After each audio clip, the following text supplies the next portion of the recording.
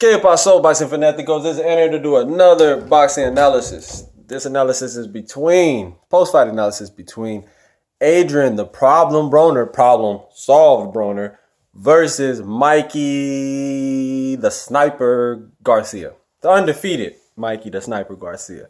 Now, we're going to break down why I call him the sniper. I call Mikey the sniper because he's so technical. And he's very precise in where he wants to hit his target. So let's show a little something of what he does. You know, for starters, Mikey won this fight. He won this boxing match with precision, taking his time, taking that on that back foot. He a jab, turn at a 180 degree angle. Jab, turn at a 180 degree angle. Jab, turn at a 180 degree angle. Jab, jab, right hand, step back, boom, boom, boom. And he would throw the uppercut slowly, right? Just perfect and hit up through his guard. Broner's doing like this, still getting caught. So what he does, you're supposed to pull guard. He's pulling guard. Doesn't matter. Mikey's shots are still getting in while he's pulling guard.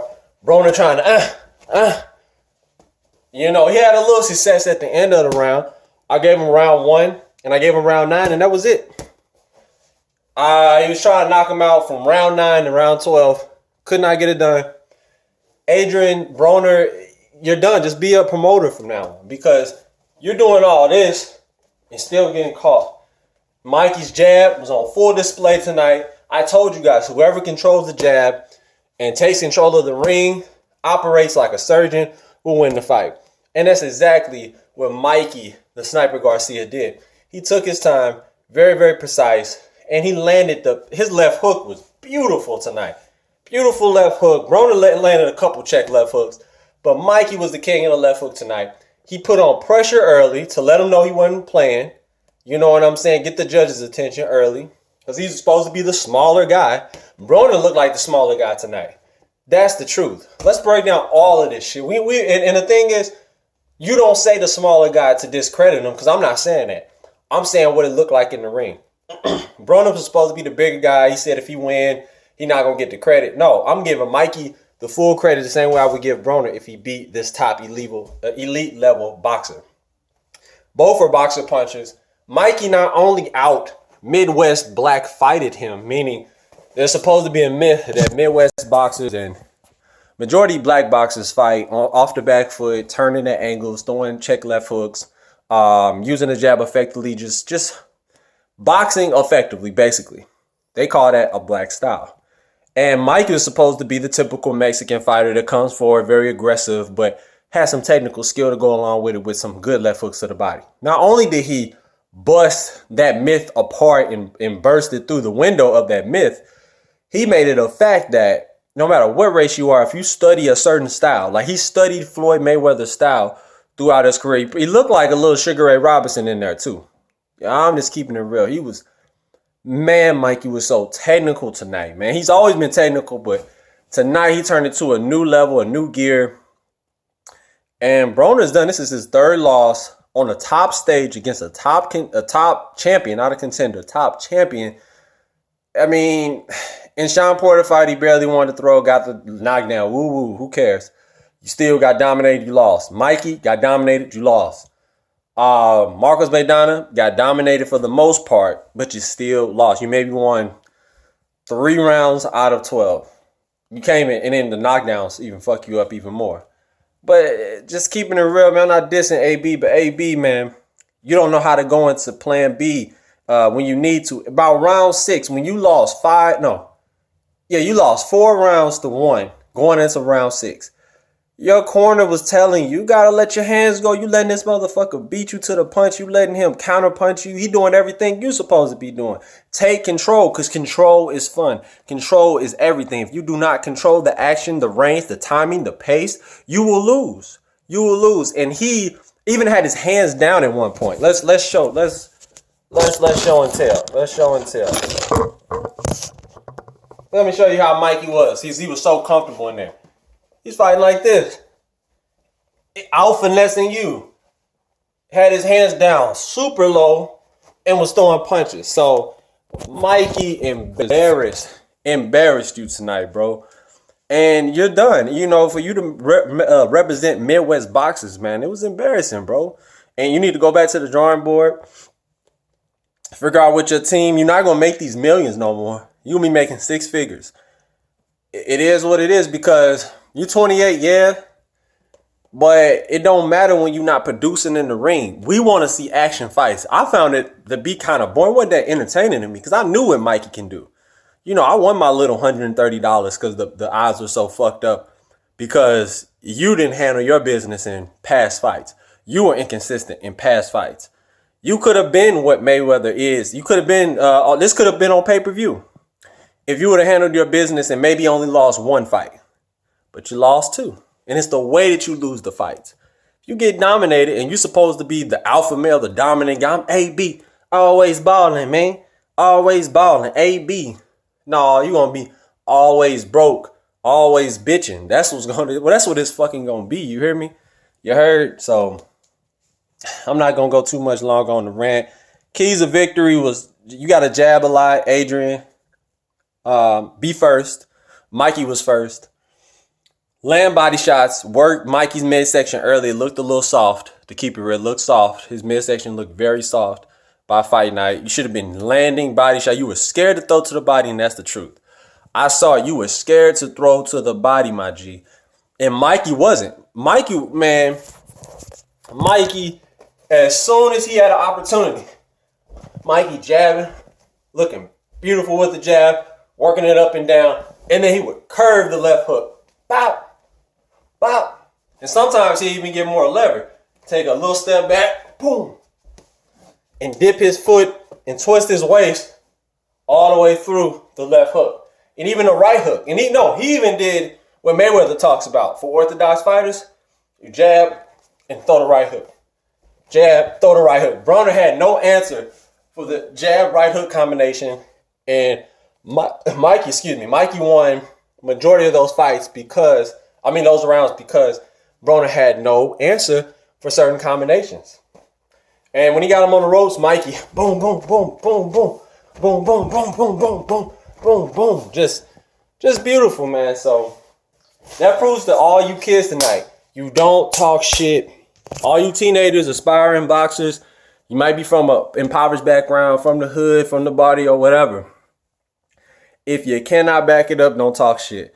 If you even doubt yourself, don't talk shit. Because it make you look 10 times bad when you get dominated 10 rounds to 2. You're supposed to be an elite. You're supposed to be the prince to the king Mayweather. You're supposed to be taking the throne after Mayweather finally retires. Now, Earl Spence gonna take it. Either Keith Thurman gonna take it or Crawford gonna take it. That's the reality.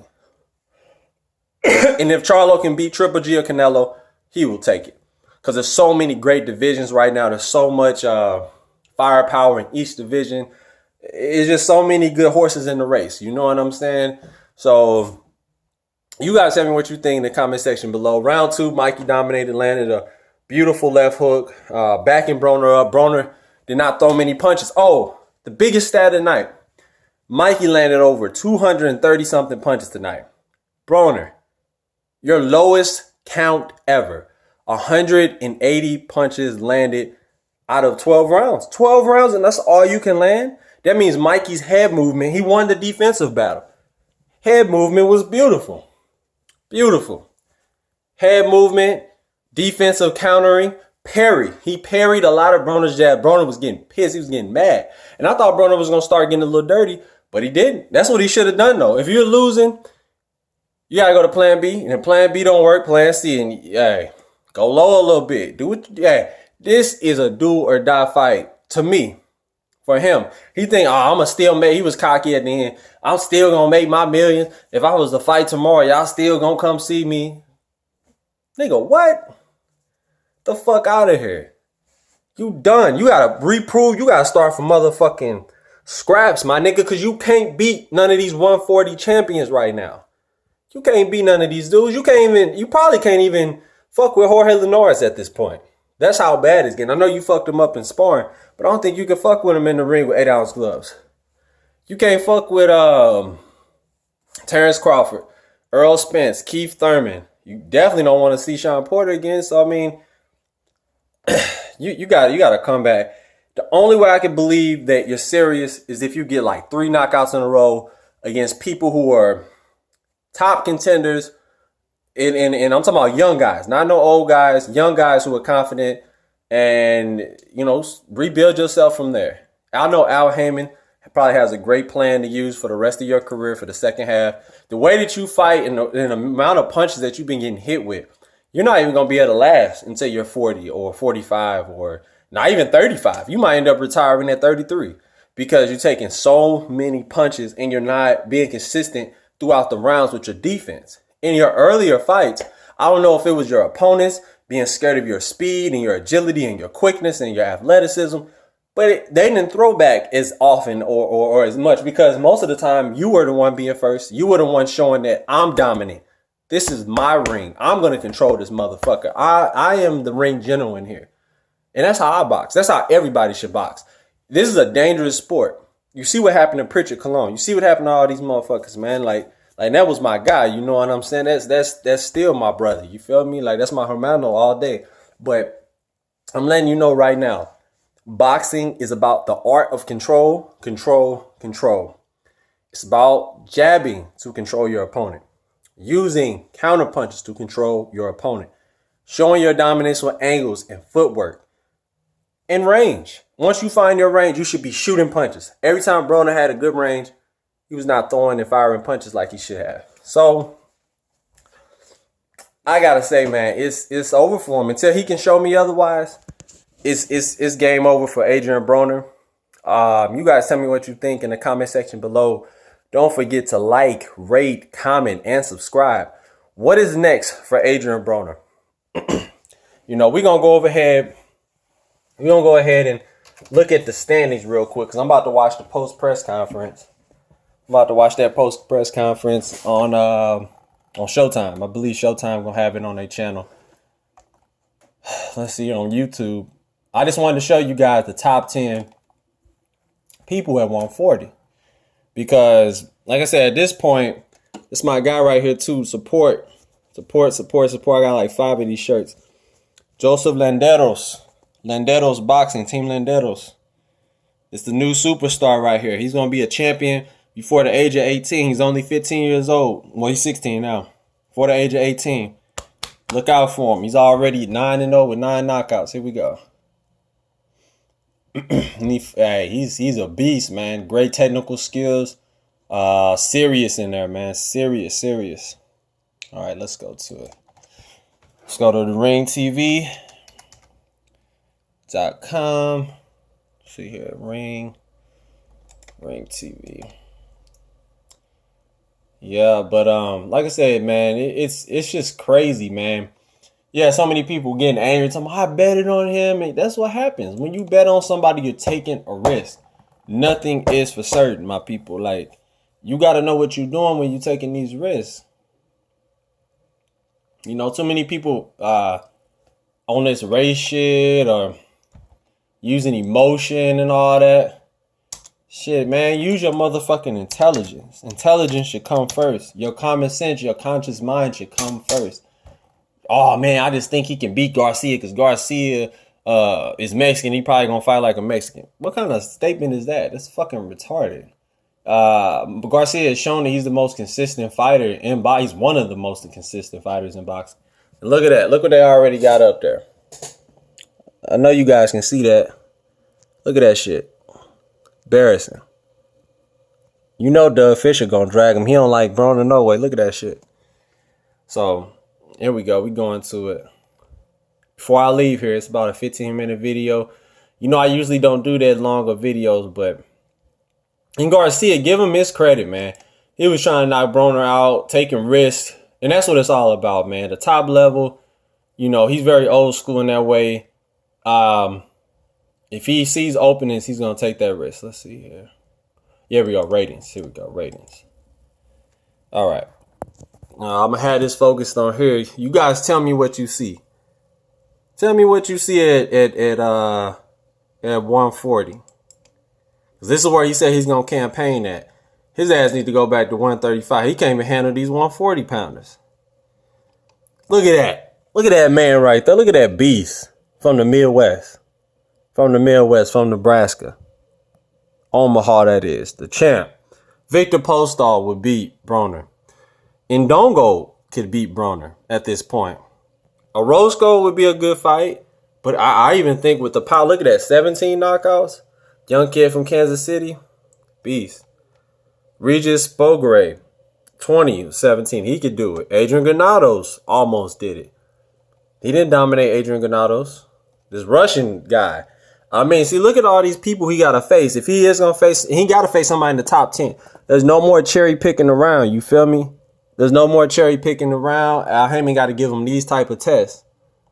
These type of tests. Francis Bartholomew, beast, Cuban guy, long arms, great guy of control, loves control. This guy throws haymakers. So Broner had to be dodging them all night long. This Edward Trovoyovsky dude, beast. Hard left hooks. Josh Taylor got really good skills. Dangerous UK fighter with 10-09 knockouts. So the division is hot, man. This Jack Carrell, I'm not too fond of him. Then now let's see if he won. Let's say he says, fuck 140. Fuck 140. I'm going to go ahead and go up to 135. That's the last weight class I'll go to because we know what's at 147. All right, let's go. Let's see what's popping. Jorge Linares, very dangerous right now. He's training with his Cuban guy, Ismail Salis, one of my favorite trainers, one of the best trainers, most underrated trainers in boxing today. Ismail Salis from Miami. He's from Cuba, but, you know, trains out of Miami. Mikey Garcia still got the belt at 135. I think Mikey should face Linares coming up here next. Terry Flanagan. Now, that would be a good fight for Broner just to see what he has left. If he really wants to prove that he's still an elite top fighter, beat a guy like that, get the WBO belt, and move on from there. Robert Easter Jr., that's the fight. Match that together. Connect the dots. Either this, which is great, or that. Just imagine that fight. Mikey would have a lot of adversity to overcome if Robert actually fought smart and didn't fight an inside fight and use his jab and boxed. It would be a hard because he hits way harder than Broner. And I mean, his frame proves he's 6 foot tall, 6'1" at 135 pounds. He's just a unique specimen to make 135 pounds. Dennis Shivakov, he should face somebody like that. That's another guy with a great record in the top 10 at 135 pounds. Sharif Boghari, that'd be a good win for him. Richard Comey, these are people. And for Felix, you don't want to see Felix. This guy right here, even though he was in a motorcycle accident, that is the next coming. He's, El Futuro de Boxeo Mundial. Like, this man right here is a superstar. He's a Casanova. Like, he's a real deal in boxing. Technical. Him and Mikey Garcia, to me, is a dream fight. He fought Lomachenko in the amateurs, lost by a couple points. Great fighter. Great Olympian. Great professional fighter.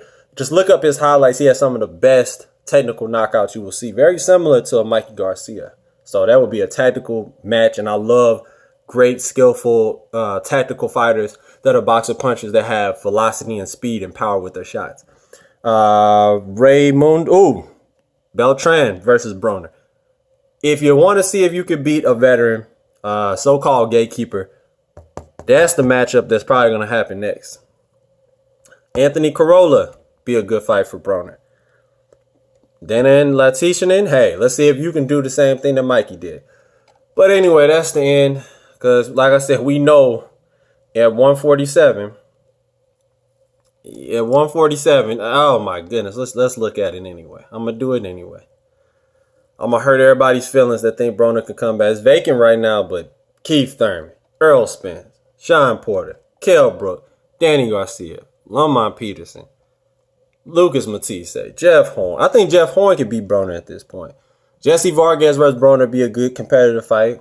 Very good fighter. Both at like crossroads in their career. But you're not going to get this guy. Manny may retire, and if he does come back, he want a big fight. He's not going to fight you.